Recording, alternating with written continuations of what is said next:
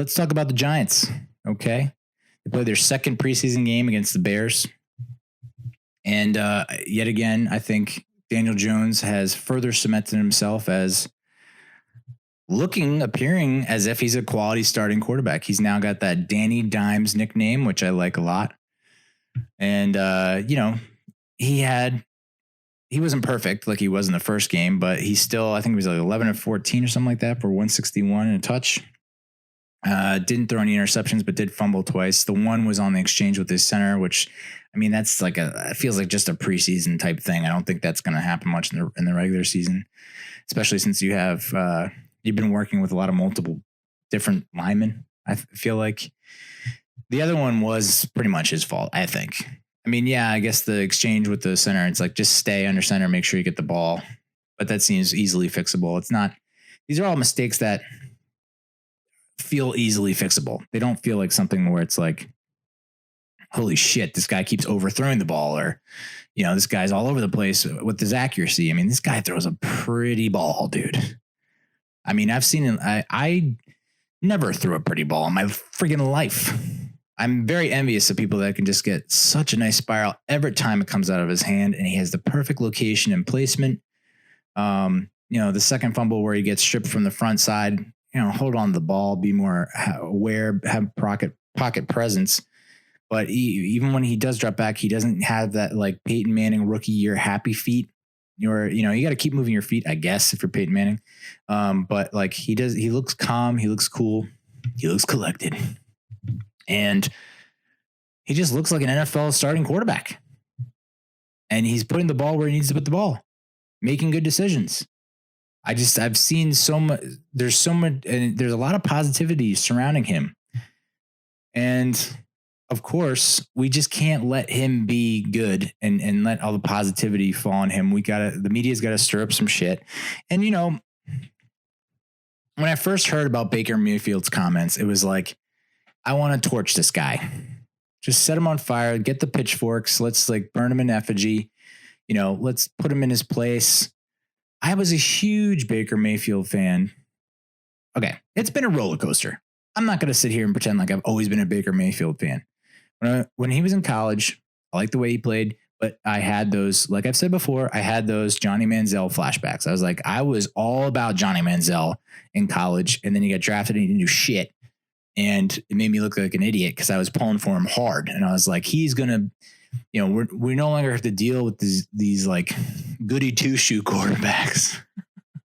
I wanted a bad boy as to be like the face of the NFL. I thought that would be hilarious, and then he didn't do anything, and he's out of the league now and like can't even cut it in the CFL. So no offense. I mean, I'll never forget Johnny Manziel, but I thought Baker Mayfield would be Johnny Manziel 2.0. And I was like, oh boy, I don't know if I can get hurt again. I don't want to get hurt again. And he surpassed all expectations, played extremely well, but there's this weird, like, what is going on with the Browns' obsession with the New York Football Giants? I do not get it. Like, mind your business. Keep to your own. And this is where I get tripped up a little bit. Because I'm like not talking into the right part of the mic. And that's why it's not going to sound good. Fantastic. Son of a bitch. That really throws a wrench into this whole podcast. This whole show has gone down the hill because I was speaking into the wrong part of the mic, speaking to the back part of the mic like this instead of speaking to the front mic, whatever. Yeah. So, yeah. And a lot of this, it's hard to, it's like a he said, she said. There's the media who, I've been part of the media. I know, like, I've tried to get clicks before with clickbait. I've tried to make a story out of nothing. You get like a boring ass interview and you try to pump up one section of the interview. And, I remember reading like OBJ's GQ feature, a couple of weeks back. I read it from start to finish because I was like, I need to see every single word that was printed. And you got to know that there's some stuff that didn't make the cut that was probably explaining what he was talking about that the GQ didn't put in there because it was boring or it contradicted what they wanted the story to be. Okay. So I didn't have the chance to read the whole GQ article about Baker Mayfield. It's like, dude, I don't want to read. And I know a lot of other people don't want to read 3,000, 5,000, 10,000 words. I don't know why I write articles that are 3,000 or more words. I know no one's going to read it, but I can't help myself. And you got to realize that 95% of the people are not going to read that whole GQ article. And so what do? The people that do read it, they pick out the quotes, the sound bites that'll stir the most reaction, that'll stir the most shit to get people fired up and talking and clicking and link swapping and all this nonsense. So part of me is like, yeah, GQ might be to blame. It was an interview from friggin' April around the draft, right after the draft, during the draft. And they're only going to include what they want to make Baker out to be the asshole, I guess. Controversial. But Baker's quote is, if you haven't read it yet, I cannot believe the Giants took Daniel Jones. Blows my mind. Some people overthink it. What makes a good quarterback? That's where they go wrong. They forget you've got to win. There are ellipses and dots all through that. There are parentheses and all this other shit. It's like, they're trying to make it look like he's shitting on the Giants again, because he already called out the fans for not showing up. And that he's shitting on Daniel Jones because Daniel Jones didn't win in college. Meanwhile, you look at someone like Patrick Mahomes at Texas Tech, and he was like 13-16, and yet he's, almost leading the Chiefs to the Super Bowl in his first full starting season. And he's MVP and covered Madden, and, there's more to a team, to a quarterback, than winning.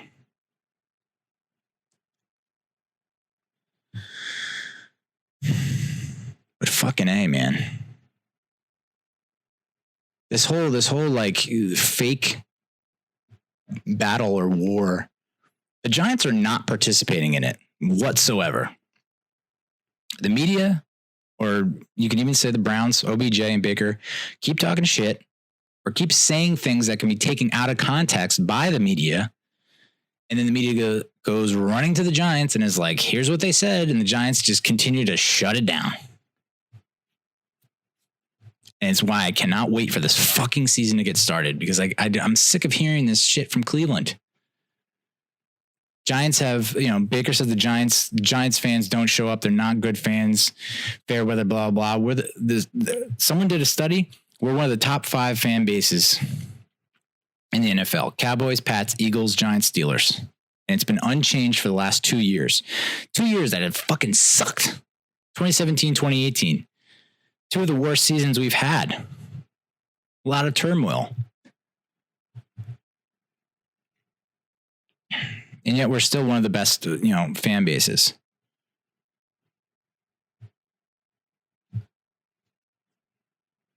He tried to like walk it back.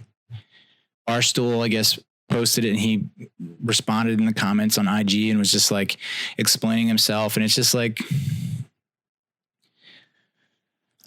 I don't know.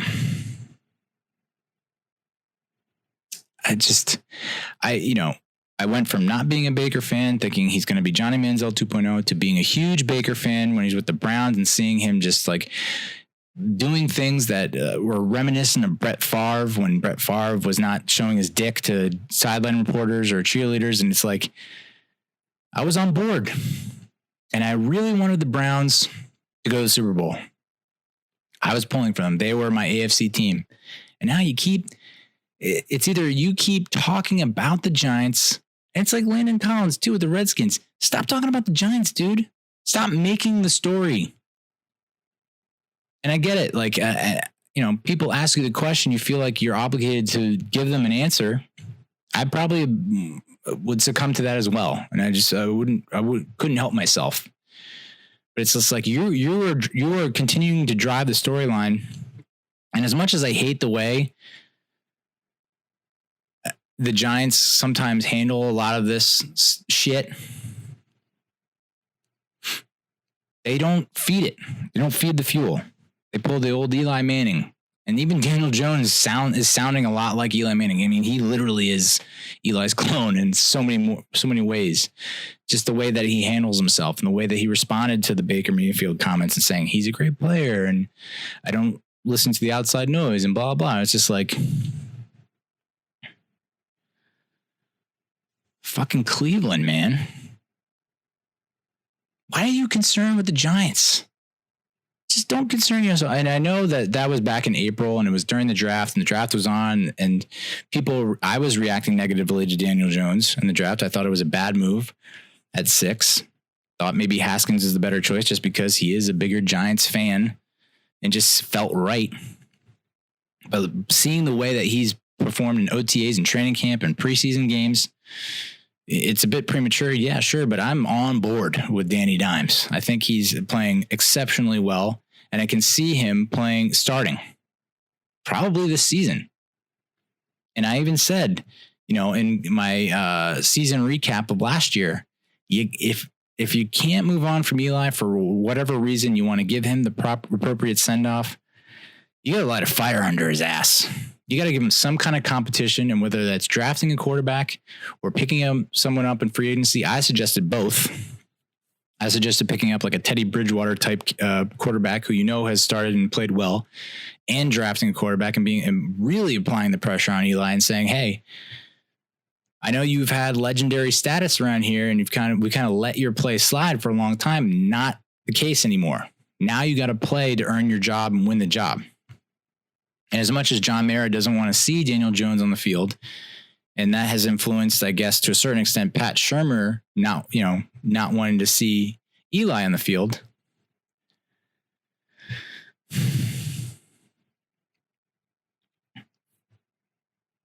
We're in a good spot.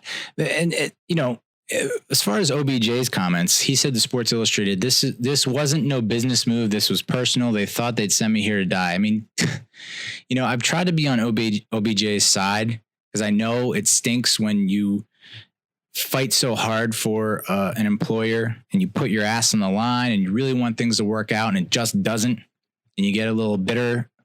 But like that, this is not the case, dude. Send you there to die. And if you're a Cleveland Browns fan, that has to piss you off. OBJ thinks you go to Cleveland to die. Where's the confidence in your team? You have Baker Mayfield, one of the top rising quarterbacks. He's the 10th. PFF ranked him the 10th best quarterback in the NFL.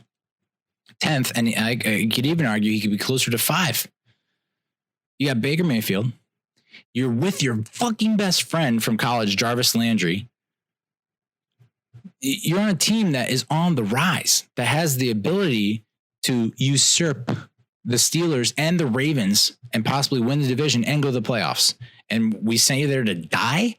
No, we would have sent you to a place that has no shot of winning for years to come, and you would be the only superstar on that team with no quarterback and no potential to make the playoffs. That's more of an indictment of the city of Cleveland. Like OBJ, you could say in that interview with Lil Wayne by his side that he wanted LA big time. He didn't want Cleveland at all. So if that's the case, yeah, okay, we sent you to a place where you didn't want to, a city you didn't want to be. But as far as the team goes, we're putting you in a pretty good spot, dude. It's just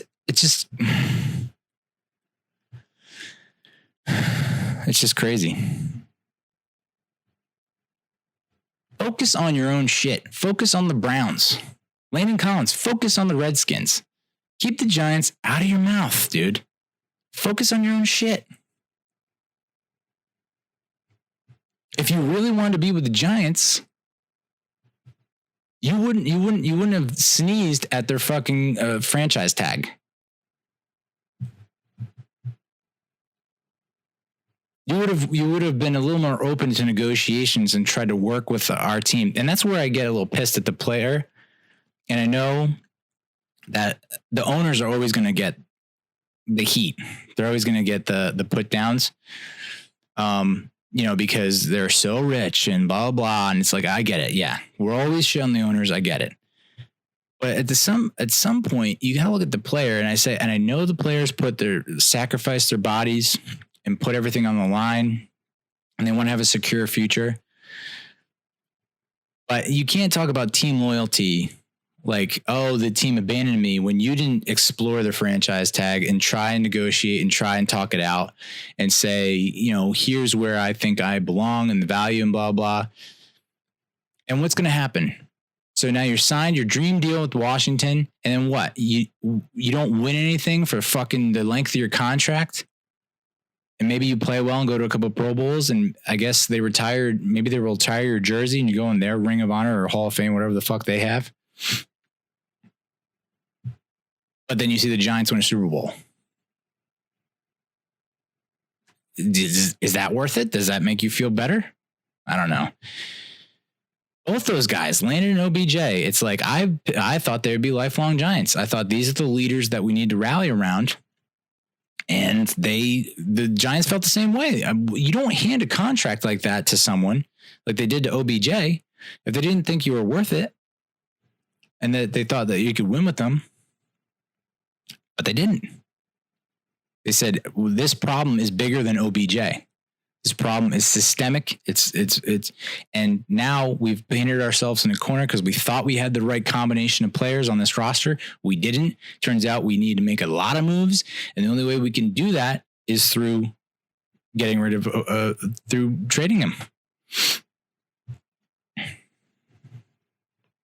It is part business, part personal.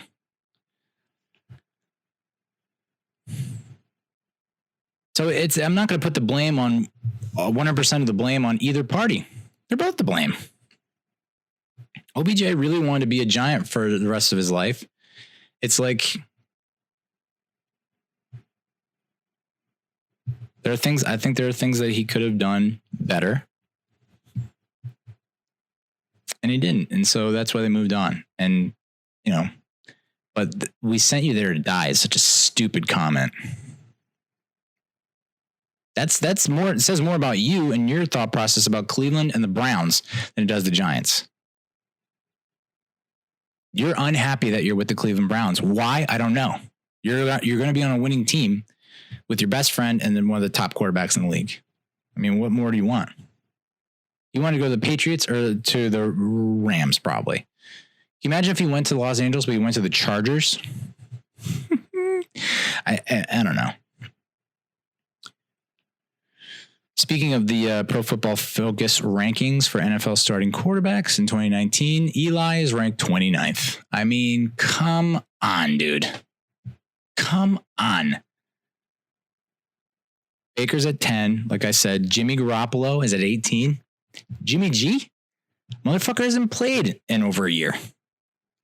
And now he's still trying to bounce back from this injury. His rehab hasn't gone well. He's frustrated. That guy's at 18. Andy Dalton at 20. Jameis motherfucking Winston at 21.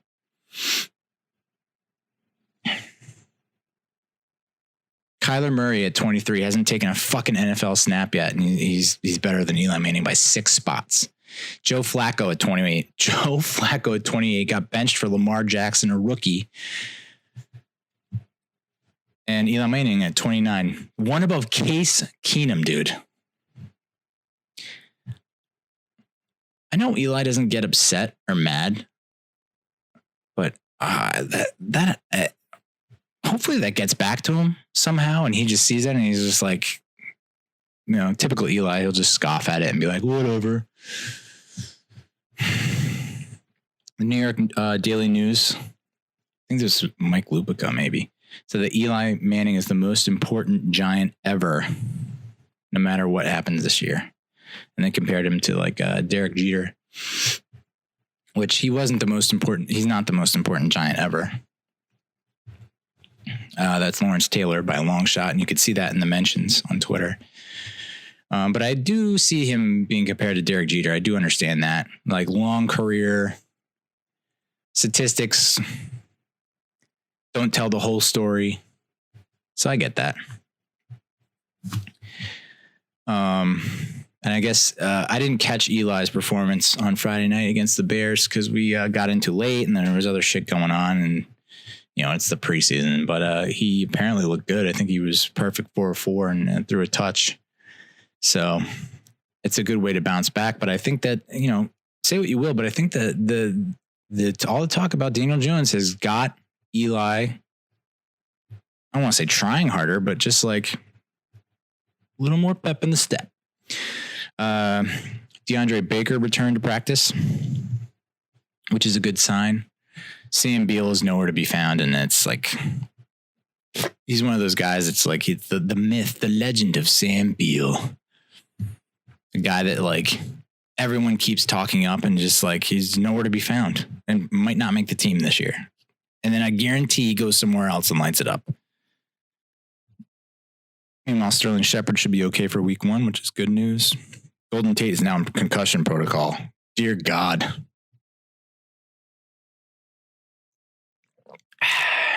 Wow. Rough start for Golden Tate. I mean, I was, I was all on board for that signing. I thought that was a good signing. I think that was just what the team needed, even though, a lot of people think it's just a redundancy with Sterling Shepard. I still think, whoa, you could actually hear the volcanic lava coming out of my esophagus. That was gross. But yeah, the concussion protocol, the fact that he's going to be out for four games, and then when he comes back, it'll probably take him another week or two, maybe more, to get back in sync. It's just like, oh man, that has just gone from bad to worse. I feel for him, but it's like, fucking A. Hard to defend the move now in retrospect, but no one knew. Which brings me to the final part of the show. The Giants are exploring a potential trade, or maybe they should be. I don't know if this is official. A trade for Laquon Treadwell, who was a top pick for the Vikings in 2016, the same year that the Giants picked Shepard. I'm all for it. I don't have a lot of faith in the combination of Fowler and Latimer, but maybe I'm way off here. Maybe it's not it doesn't take that kind of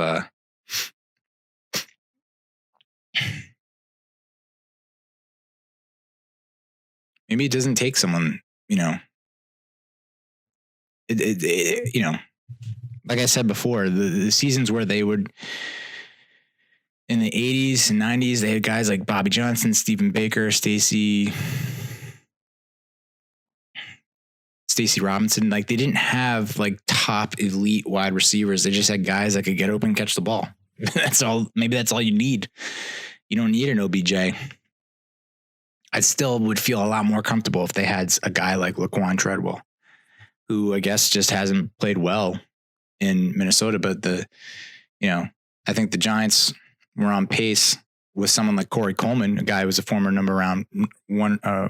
first round pick, who, stumbled, but it was making a comeback.